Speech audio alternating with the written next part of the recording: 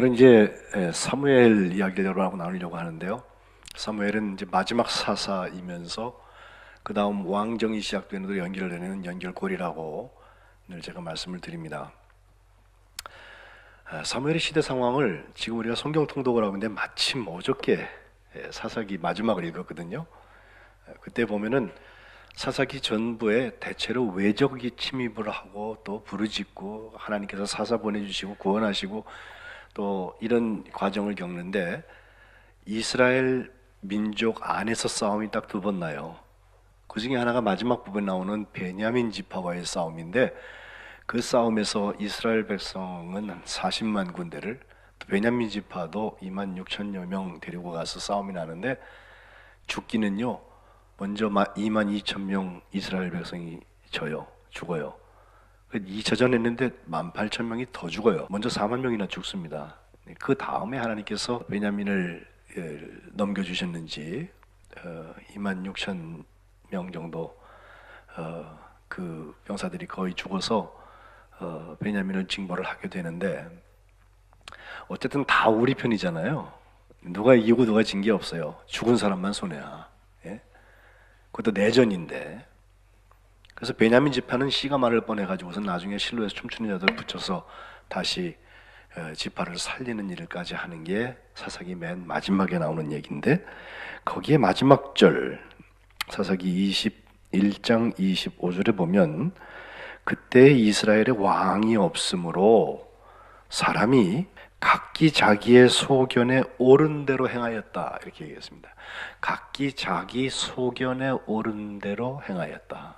이 소견이라는 게 우리 보통 자기 의견이라고 생각을 하는데 의견이 아니라 원어를 보면요 눈에 보기에 옳은 대로라고 되어 있어요.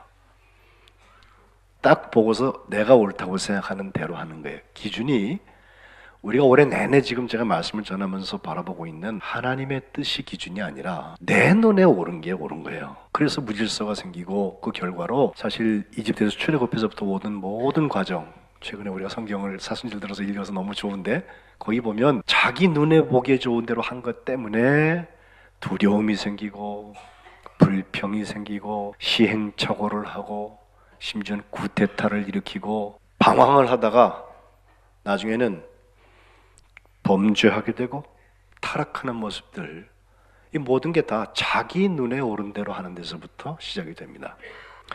그 중에도 그래도 가능성이 보여지는 것 하나는 이스라엘이 그렇게 혼동 중에도 그들에게 중심지가 하나 있었는데 그것은 바로 회막이 있고 그 속에 하나님의 법궤가 있는 곳이었어요.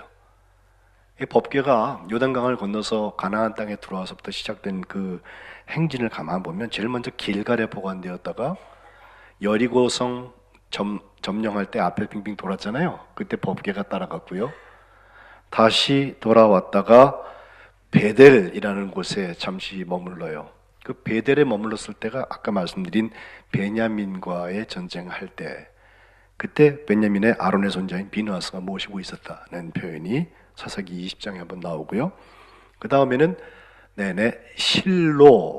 실로라는 지명 거기에 법궤가 있었습니다.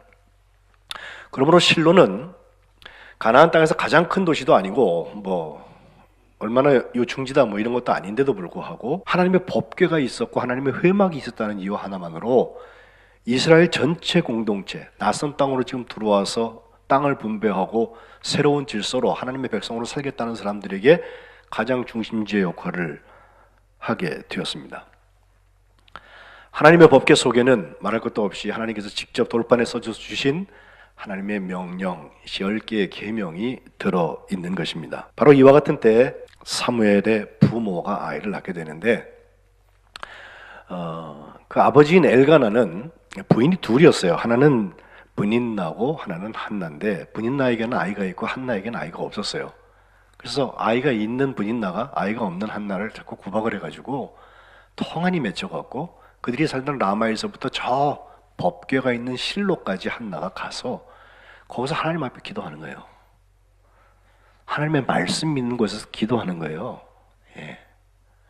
그리고 자기의 슬프고 어렵고 힘든 얘기들을 하나님 앞에 다 내어놓는데 그걸 보고 그 법궤 옆에 예배를 집례한다 할까요?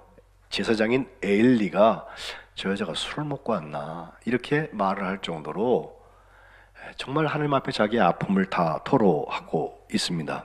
한나가 그 일을 한 것에 대해서 내가 술 먹은 게 아니라 나의 격분함 때문에 하나님 앞에 이거 다 내려놓고 있습니다 라고 했더니 엘리가 거기다 대놓고 평안히 가라. 내가 구한 것 하나님께서 허락하시기를 내가 원한다 라고 선언하거든요. 그러자 한나가 마음이 풀렸는지 돌아가면서 당신의 여종이 당신에게 은혜 있기를 원합니다 하고 가면서 얼굴에 다시는 근심을 갖지 않고 음식을 다시 먹었다라고 1장 18절에 기록하고 있습니다. 그리고 나서 하나님께서 라마로 돌아온 그 한나에게 여호와께서 그를 생각하시사, 이 생각하셨다는 말이 중요해요. 하나님 나를 기억해 주세요. 물론 하나님께서는 너희들 잊어먹지 말고 기억해라. 하나님을 기억하고 하나님 행하신 일들을 기억하고 너희가 반역했던 일들을 기억해라. 모세오경에 계속 말씀하시거든요. 근데 이와 함께 우리의 기도가 하나님 저를 기억해 주세요. 제게 이런 일이 있어요. 하나님 나 이거 억울해서 못 살겠어요. 라고 하나님 앞에 전부 낱낱이 드러내놓는 사람을 하나님께서 귀히 여기세요. 그래서 그 수태가 되어져서 아이를 낳는데 그 이름을 사무엘이라고 이름을 짓게 되는데, 사무엘이라는 말이 사무라는 쉔이라는 말이 이름이라는 뜻이고, 또 그 어근은 쉐마 이스라엘아 들어라 하는 그 듣는다는 데서부터 나와요. 그래서 그것이 하나님이니까 하나님이 들으셨다, 혹은 들으신 분이 그분의 이름이 하나님이다 라고 이름을 푸는 사무엘이라는 이름을 얻게 됩니다. 사실 그 어머니 한나가 하나님한테 기도할 때 자기 아픔만 토로한 것이 아니라 하나님 정말 아이를 주시면 그 아이를 하나님께 바치겠습니다, 드리겠다고 서원하면서 삼손, 지난주에 봤던 삼손처럼 삭돌되지 않겠다 나실 서원을 하거든요. 자기도 거룩해져야 되고 자기 자식도 거룩해져야 되는 것인데, 그걸 하나님께 한 것 때문에 이제 젖될 때까지만 집에 키워놨다가 그 다음에 다시 실로로 가서 젖된 아이를 성전에다가 드리고 와요. 그리고 세마포 에봇을 입게 하려고 어머니가 가서 늘 옷 갖다 주고 이런 신분들을 하게 됐는데, 하나님께서 그 한나에게 다시 다른 자녀들을 열어주셨다는 게 사무엘이 얘기하고 있는 것입니다. 그 실로의 성전에 돌아온 사무엘은 2장 18절에 보면 여호와 앞에서 섬겼다고 되어 있고, 2장 26절에 사무엘이 점점 자라나면서 여호와와 사람들에게 은총을 더욱 받았다. 꼭 예수님께서 나이를 더해가면서 하나님과 사람 앞에 사랑받았다는 얘기와 같은 그 형식을 띠고 있습니다.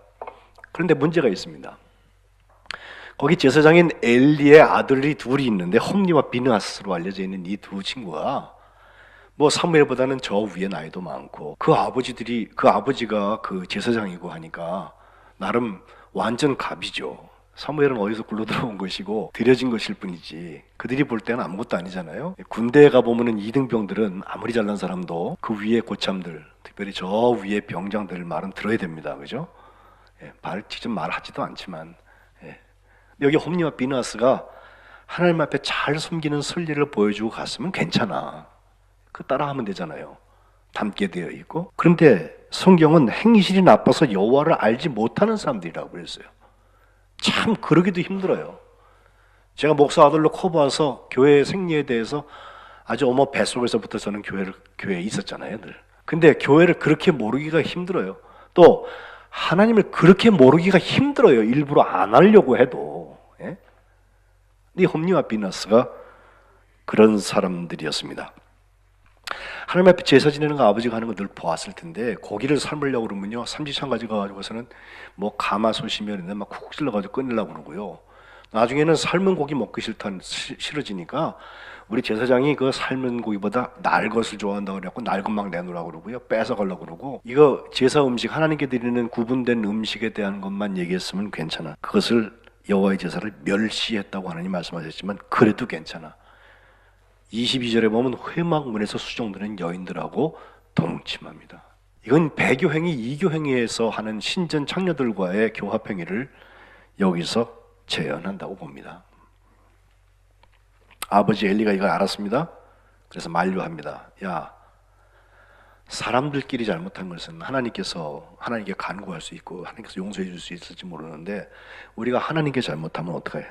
이건 안 돼. 그렇게 이야기를 해도 그들이 자기 아버지의 말을 듣지 않았다. 성경은 이것을 여호와께서 그들을 죽이기로 뜻하셨다라고 설명하고 있습니다. 실제로 2장 27절 이후에 보면 하나님의 사람이 엘리야한테 찾아와가지고 니네 집 쫄딱 망한다고 한마디 해요. 조금 길게 자세히 설명해 주는데 니네 집에 이제 노인이 없을 거다. 이 얘기는 나이 먹다 말고 죽는다는 거 아니에요. 또 30절에 나오는 나를 존중히 여기는 자를 내가 존중히 여기고 나를 멸시하는 자를 내가 멸시하리라 라는 말씀. 이 말씀은 존중히 해라 그럼 내가 너를 존중해 줄게 하는 하나님의 초청이라기보다는 나를 멸시했지 난 너 멸시할 거야 라고 하는 저주나 징벌에 가까워요.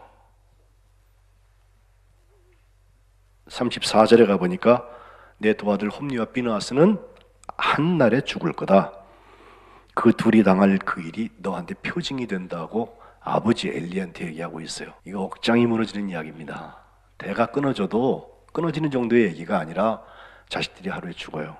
대안도 있어서 35절에 보면 내가 나를 위하여서 충실한 제사장을 일으킬 텐데 그 사람은 내 마음 내 뜻대로 행할 것이라.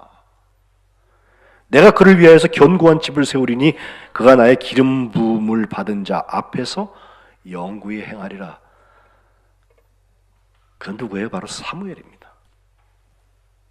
지금은 존재감이 없고 아직 어리고 별거 아닌 것 같지만 실제로 그런 일이 일어납니다. 홈리와 비느하스가 판치는 세상, 짭퉁들이 진짜보다 더 성하고 악이 선을 눌러버리는 것 같은, 그래서 신의 일식, 하나님이 태양이 가려지는 것처럼 안 보이는 것 같은 상태에 들어가 있는 그 자리에 하나님의 사람은 오롯이 하나님을 섬기며 하나님 앞에 더 빛나게 되어 있어요. 산 물고기는 흐르는 물을 역행합니다. 죽은 물고기가 배를 하늘로 하고 물에 둥둥 떠내려오는 거지 살아있는 물고기는 그렇게 안 합니다.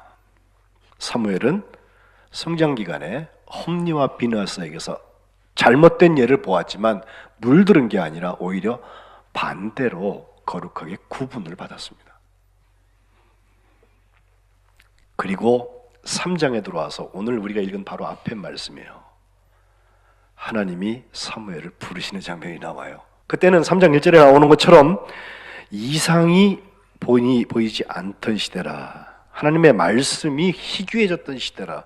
게다가 엘리는 눈이 어두워져가지고 잘 듣지도 잘 보지도 못하는 상태에 빠진 것 같아요.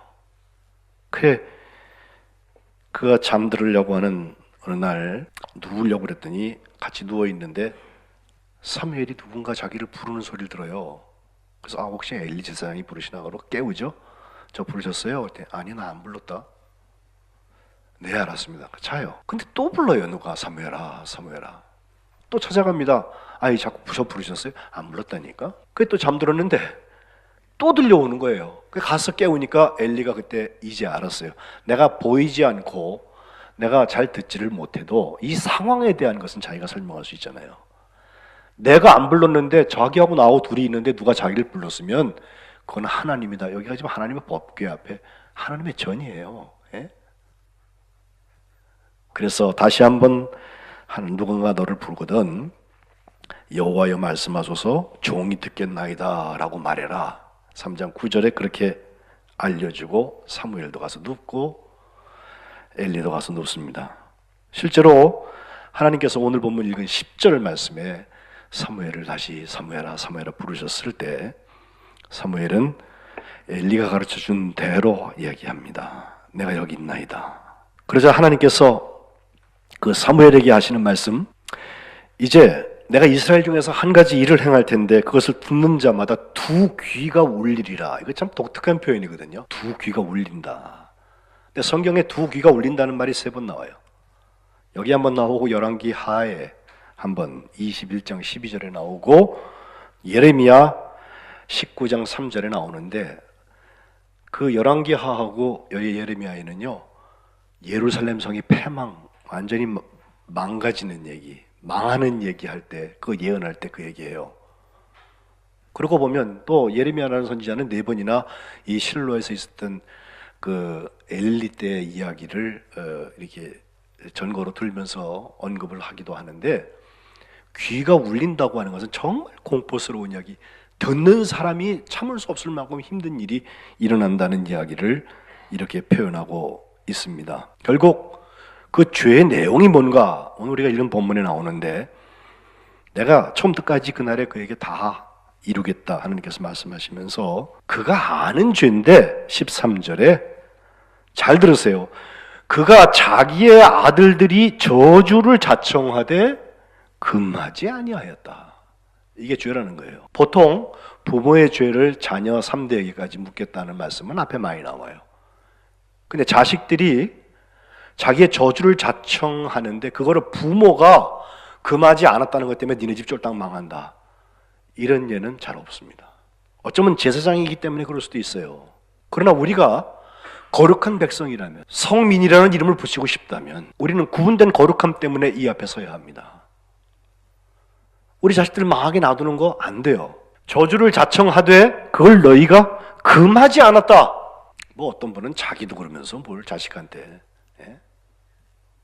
결국 그것 때문에 어떤 재물이나 예물로 영원히 속죄함을 받지 못할 죄를 졌다라고 하면서 하나님은 엘리의 집에 패망, 멸망을 말하십니다. 실제로 그 일이 일어나죠. 전쟁터에서 4,000명가량 블레셋과의 전쟁을 하기 위해서 4,000명이 죽었을 때 이스라엘 장로들이 그런 결정을 해요. 야, 우리 여리고 때 보니까 법궤 가지고서 앞에 돌아다니니까 하나님이 이기시지 않냐. 법궤 가지고 와볼게 하죠. 그래가지고 법궤를 가지고 오게 해서 갖다 놓은 자리가 에베네셀이에요.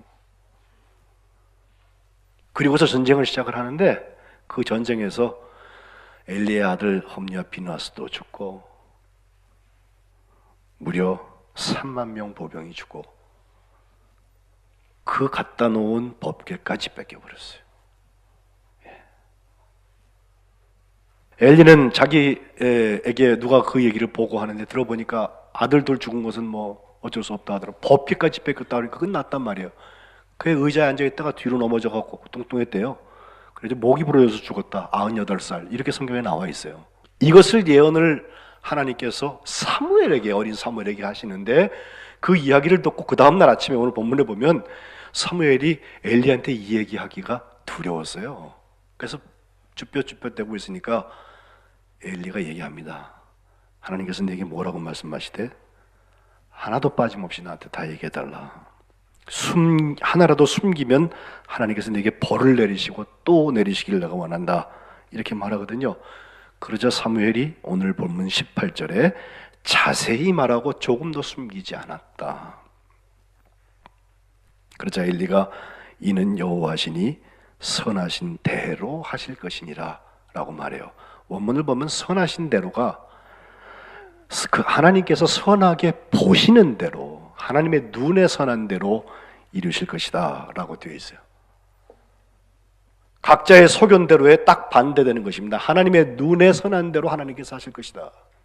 결국 그와 같은 일이 일어난 것을 사무엘상은 우리에게 말해주고 있습니다.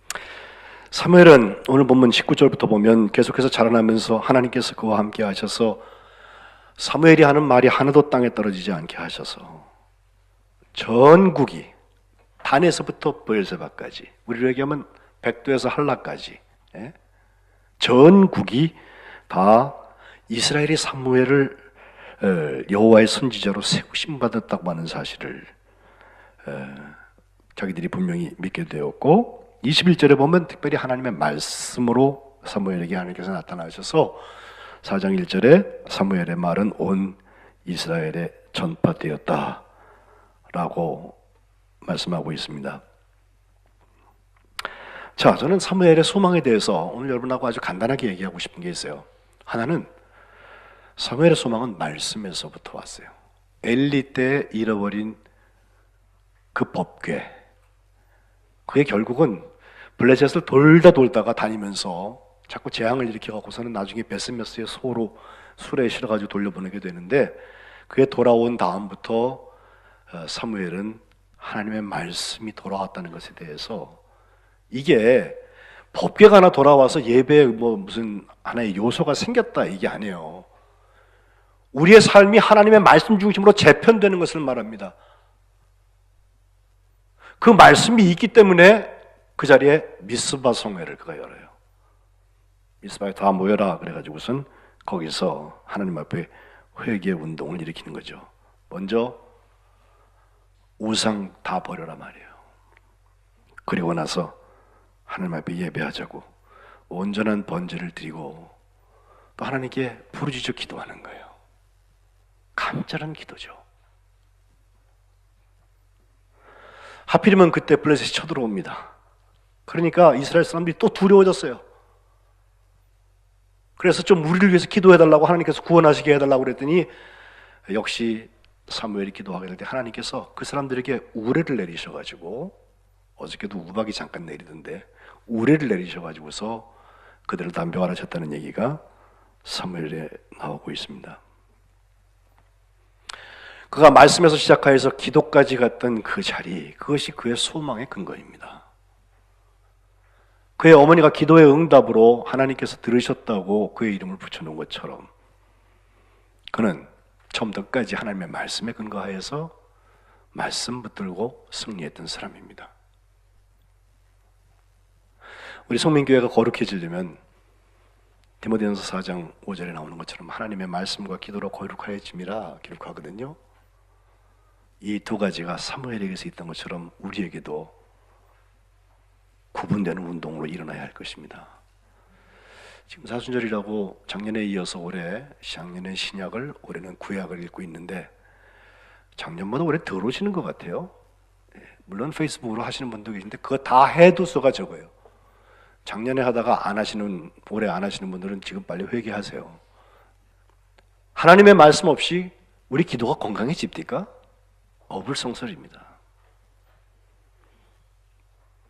하필 그들이 기도할 때 하나님께서 우박을 내리셔갖고서 블레셋이 전쟁에서 졌다고 하면은 그것은 홍해를 가른 그 기적이나 똑같이 사람들이 우연하냐? 혹시 때가 딱 맞은 거 아니야? 이렇게 말할 수 있어요. 그러나 적어도 사무엘에게 이것은 하나님께서 개입하신 일이에요. 아프리카 교회 협의회 회장을 지낸 아놀드 템플이라는 감독님이 계신데 그분이 영국의 캠브리지 대학에 가서 채플에 설교를 하게 됐어요. 야, 이 석학들이 앉아있는데 무슨 설교를 해야 되나 고민하다가 설교 제목을 기도를 응답하시는 하나님이라고 주었습니다. 그리고 설교를 했는데 설교 내내 몇 사람들은 은혜를 받는 것 같은데 나머지들은요 싸늘합니다. 반응도 없고 생각 딴 데 하는지 뭐 저런 소리를 하고 있나. 끝나고 났더니 어떤 사람이 찾아와가지고요, 아니 여보시오, 지금이 어느 세상인데 기도 응답 같은 얘기를 하고 있냐고. 그건 철저한 우연이라고, 재수 좋아서 만난 거 아니냐고. 아놀드 템플 감독이 그 얘기를 듣고 들어보니까 당신 말도 일리가 있는 것 같아요. 이렇게 대답합니다. 그러놓고 하는 말이, 근데 제가 경험하기로 이상하게 기도하면 우연이 생기고 기도 안 하면 우연이 안 생기던데요. 그것이 우연인지 아닌지는 중요하지 않은데 내가 기도하면 하나님께서 응답하시는 것을 난 처음 했기 때문에 나는 이 설교를 할 수밖에 없습니다. 이게 사무엘의 이야기예요. 하나님이 들으셨다. 그가 온전한 번제와 부르짖는 기도를 할 때 하나님께서 그 예배의 자리에 미스바에서의 승리, 결국 그 미스바와 센 사이에 돌을 놓고 에벤 에셀이라고, 도움의 돌이라는 뜻인데 하나님께서 여기까지 우리를 인도하셨다, 여기까지 우리를 도와주셨다라고 하는 뜻에서 에벤 에셀을 사무엘은 체험하고 있습니다. 사순절에 우리 성민교회가 이거 회복될 수 있으면 참 좋겠어요. 시작은 좋아하는데 용도삼이로 점점 줄어들면 안 돼. 뒤로 갈수록 더 은혜 위에 은혜가 있고 또 그 다음에 더 큰 은혜가 있고 하나님이 역사하시는 그 현장들이 우리에게 막 체험되어지고 그래야지. 웃고 있어요 지금. 난 똥이 타요. 그거 아세요? 내일 주님 부르시면 가야 되잖아 우리. 근데 무슨 배짱으로 그러고 있죠? 거룩한 백성 모양은 있는데 경건의 능력이 없어요. 왜? 말씀과 기도에 우리가 부실하니까 그래요. 사순절은 이 자리가 회복되는 자리입니다. 그리고 사무엘은 우리에게 분명히 이것을 알려주고 있습니다. 나중에 왕을 세울 때도 그렇습니다. 물론 사울과 다윗 계속해서 앞으로 보겠습니다만은 사무엘은요 왕 세울 필요 없다고 그랬어요. 백성들은요 왕이 없어서 천만에 왕이 있으면요 왕 때문에 생겨지는 일들 때문에 오히려 더 고생한다고 얘기해줘도 그래도 왕이 필요하다고. 옆에 나라 보라고 왕이 있어하고 잘 되지 않느냐고. 오늘 제가 예배 시작에 읽은 사무엘상 12장 말씀이 바로 그 얘기예요. 거기에 사무엘이 마지막 말하는 게 그렇게 기록되어 있어요. 여호와를 섬겨라. 돌아서서 유익하게도 못하고 구원하지도 못하는 헛된 거 따르지 말라. 헛된 거다 그거. 여호와께서 너희를 자기 백성으로 삼으신 것을 기뻐하셨으므로 여호와께서 그의 크신 이름을 위해서라도 자기 백성 버리지 않는다. 나는 너희를 위해 기도하기를 쉬는 죄를 여호와 앞에 결단코 범하지 않고 선하고 의로운 일을 너희에게 가르칠 텐데 너희는 여호와께서 너희를 위하여 행하신 그 큰 일을 생각하며 오직 그를 경외하고 너희 마음을 다하여 진실하게 섬겨라. 말씀과 기도 거기에 찬양을 더하면요 그게 예배예요. 예배의 3대 요소는 그거예요. 예배 드리는 거 보면 금방 알죠. 그가 하나님을 만나고 있는지 아니면 못 만났다 가는 건지. 하나님의 말씀이 없어졌을 때 그 사모함 때문에 견딜 수 없어서 그게 눈물로 기도했을 거예요. 그러다가 법궤에 그게 소에 술을 싣고 들어왔을 때 그들의 마음이 어땠겠어요? 함부로 만지면 사람 죽어요. 또 말씀이 회복되고 하나님 앞에 기도의 문들이 열려지는 거, 이것이 소망의 근거입니다. 그렇게 하면 하기 싫어도 하나님의 뜻을 우리가 꿈으로 보게 돼요. 꿈으로 갖게 돼요. 하나님이 보여주시는 것, 하존, 비전, 하나님이 보여주시는 게 우리 앞에 분명해져요. 내 눈에 옳은 대로, 내 소견대로 하는 게 아니라 하나님이 보여주시는 대로 가는 거예요. 그리고 하나님이 가라 그러신 데 가는 거예요. 사무엘은 결국 순회를 사역을 해요. 여기 있다 저기 갔다 뭐 고향 갔다 실로 갔다 무슨 왔다 갔다 거리면서 베델 갔다. 예? 하나님 가라 그러시니까 가는 거예요. 예. 우리는 너무 만들어 놓은 게 많지 않아요? 내 루틴을 하나님께서 깨려고 그러시면요, 하나님 그러시면 안 됩니다. 금방 물어보고 싶지 않으세요? 왜? 여긴 생기는 게 많거든. 그러나 그것 때문에 하나님이 준비하신 것을 우리가 보지 못하는 수도 있어요. 말씀을 정리하겠습니다. 말씀과 기도로 거룩해진다고 했는데 우리 거룩한 백성 성민 사무엘처럼 하나님의 말씀이 회복되고 하나님과의 기도가 회복되시기를 주님의 이름으로 축복합니다. 기도하겠습니다.